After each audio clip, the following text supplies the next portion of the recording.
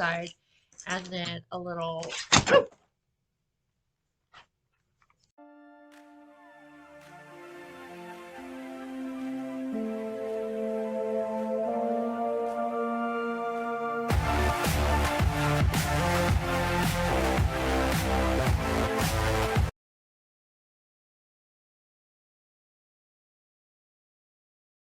Hello, my lovelies. Today will be the second look of my Kevyn Aucoin Making Faces representation, whatever I'm doing with this.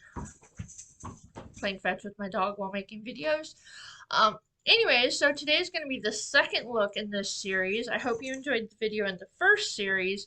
That was the innocent. Today we're going a little more. We're doing the vamp. And this is what I'm going to be doing to myself. Of course, I don't have the hair or the headpiece or that gorgeous face, but we'll do it. So with all his looks, he gives these lovely instructions, and so we will be doing and following along with how he says to do it. And it's very brief instructions, and you can add your own personal flair to it. I'm following exactly and modifying if I have to, but trying to stay pretty true. So, what he says we need is concealer.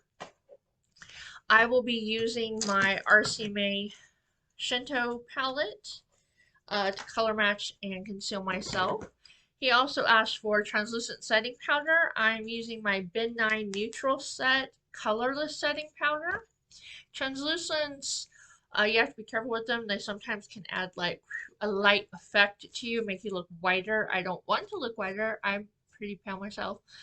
A circular sponge. I don't carry circular sponges. I only carry the wedge sponges. I don't even use these very often. I have them more as erasers than anything else, but I have a sponge, okay? A brow brush. The Morphe M165 is my favorite brow brush. And then we have dark grayish brown powder eyeshadow. So I'm going to be using my BH Cosmetics Ultimate Neutrals. And we have some grayish brownish tones. Not as gray as he may want, but he said grayish brownish. Those are neutral grayish browns. So we'll try that. An eyeshadow brush. We're going to use the Krylon 3714. My favorite shadow brush. And then he asked for a lash curler, Dollar Tree, and mascara, my Maybelline Great Lash. You know that's my favorite. I have also pulled out mascara wands because I'll be using my pro and not my personal mascara. Oh, actually, I did bring my personal mascara, so I'll use my personal one, and then I don't have to use one. And then a dark toned lip pencil. I don't have a dark toned lip pencil, so I have a dark toned lipstick that I will be applying instead of the pencil. So there you have it, and those are the supplies you need if you're going to follow along. And I should be putting those up in the video here, so you will hopefully see them if I remember in the editing process, which I should, but you never know.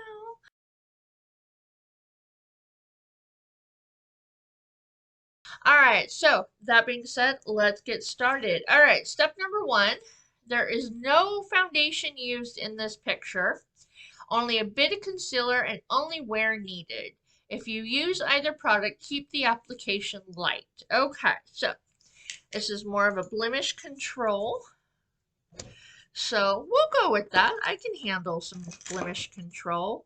And this was back in the 90s, early 2000s, so he's not talking about palette knives or concealer brushes. He's just planning you probably use your fingers to do it.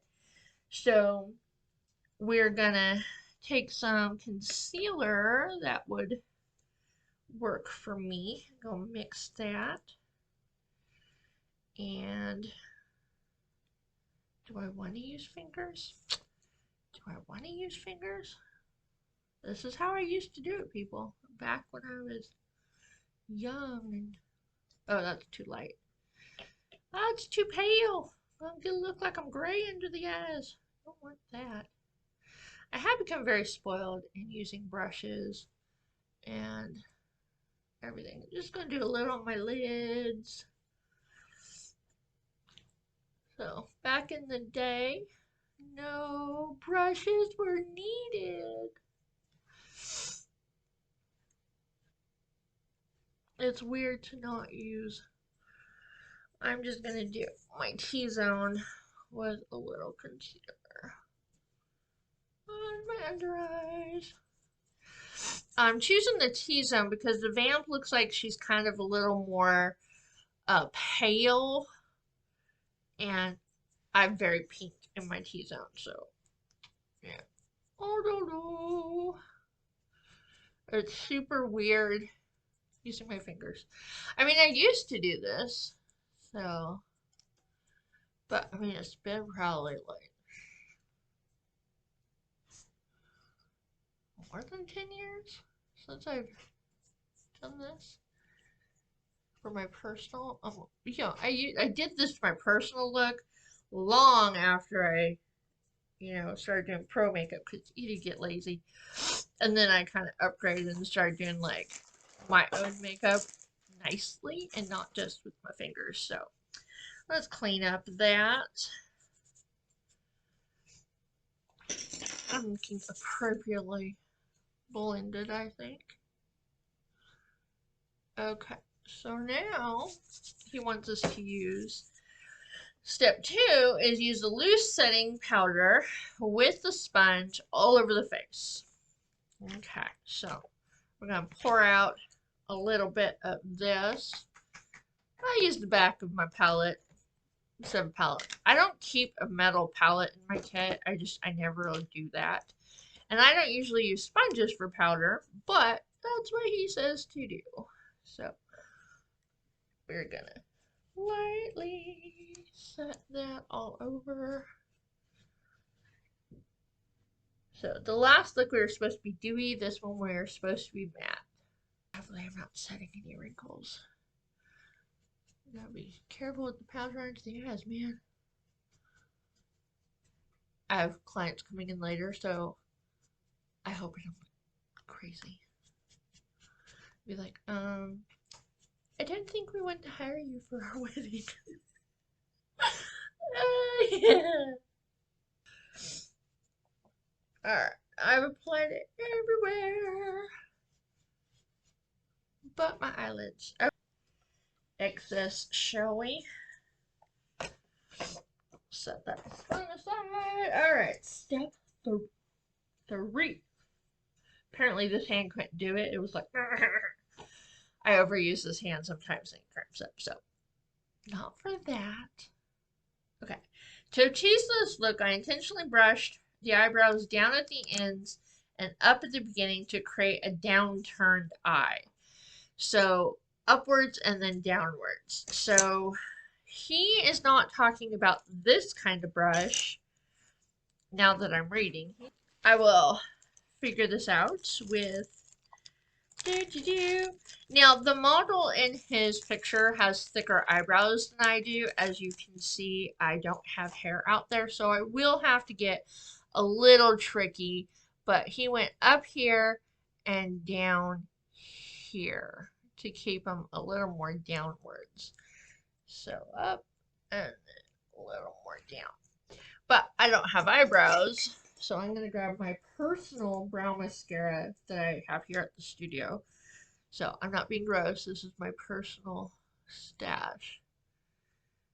And give me not as much of an arch, a little more of a rounded brow than I normally do to myself, but I'm trying to be a vamp here, man.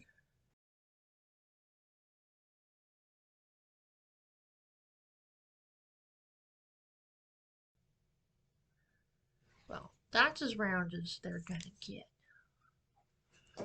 So, alright. Next one, we're gonna apply dark grayish brown eyeshadow with the brush. Downward angle, concentration of shadow at the lower outer corner and the upper inner corner. So higher here and more down here. So a little more to kind of downturn the eyes. That was kind of the style back then. You would build it up in the inside and then a little...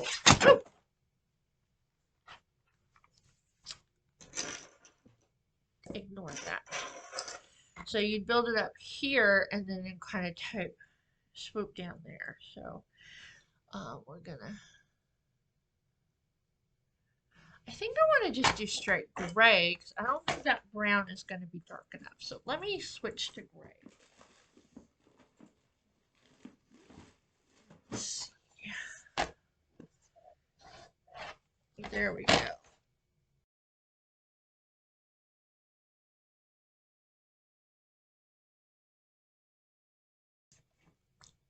And then he doesn't say this unless I totally misread it. But the picture shows he takes it all the way around. But, like, it doesn't say that in the pictures, like in the instructions. So, good thing there's a visual aid. I am just gonna look like a drug addict. I am not gonna look like a vamp. I'm just gonna look like I don't know what the fuck I'm doing with my makeup. That's, yeah.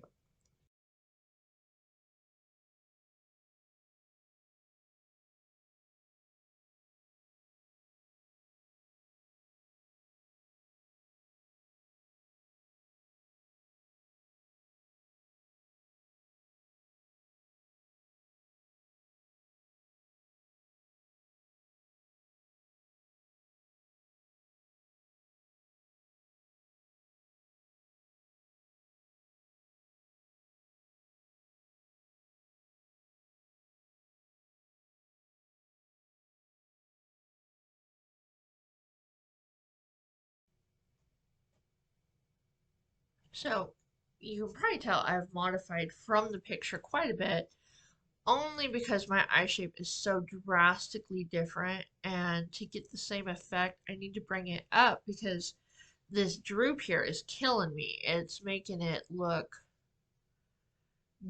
very different. So we're gonna have to work that out.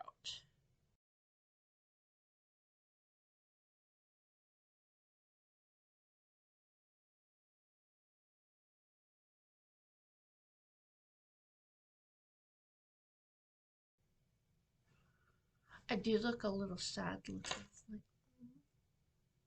So I think I'm achieving that effect. I think I'm achieving the same effect, even though it definitely is modified because of my eye shape. I wouldn't say this is a good look for me.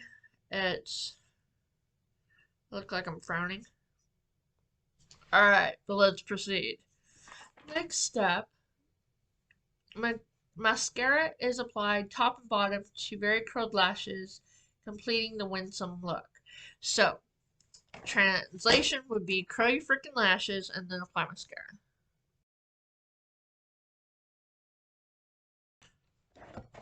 And then we are doing top.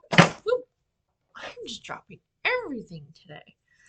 Top and bottom mascara.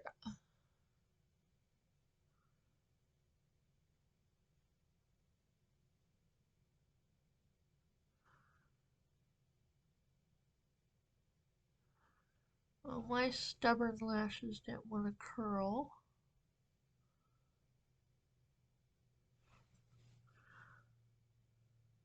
They're like, no, we're fine with our natural shape, so, Like my hair, my lashes are very straight. So are my eyebrows, everything's very straight. Okay. My eyes do look very round and kind of sad looking, don't they? Alright, next. This is a lip shape that is drawn inside the natural lip line. Begin by covering the sides of the mouth with concealer and blend well into the skin. So I guess before lipstick formulas were perfected in the 30s, lips were drawn to the inside of corners of the mouth to avoid bleeding of the color, so they didn't bring it outwards. So my lips look pretty pale with concealer still. So we're good on that. And we're doing a dark tone color to draw in and fill in for the Clara bow-shaped lips. These smaller mouths turned up in the middle as if continually blowing a kiss. Like that. I have very tiny mouths. Ooh. Alright, so I'm going to scrape a little bit of lipstick off because this is from my Pro Kit. And we're not going to contaminate anything. We'll do a little bit more.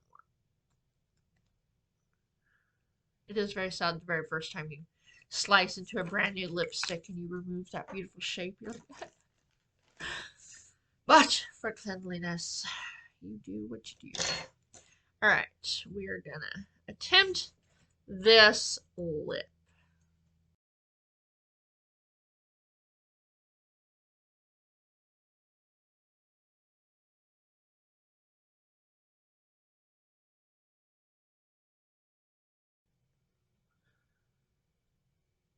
My mouth is crooked.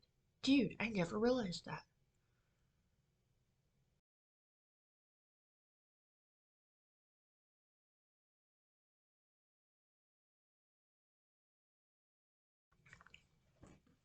Kid's trying to snap my hand off. No!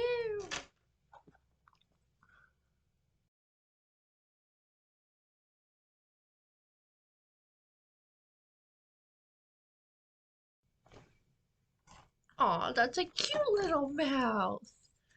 It's a cute little style, isn't it? And I need a little bit of a darker shade. It came out a lot lighter than I anticipated. So, there we go. We're gonna do some darker eyeshadow over it.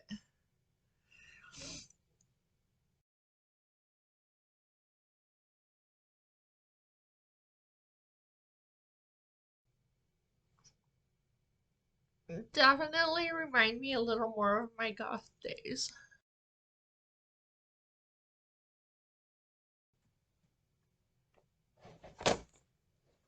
And there you go. I'm still so pink though. Alright, there you have it. The Vamp. I think I look a little more goth than that, but not too shabby. I honestly, with some modern like modifications to it, some contouring, and giving me a little more of that longer kind of contour, I could totally rock this. Yeah. There you have it, you guys. Look to the Vamp. Until next time, I will talk to you.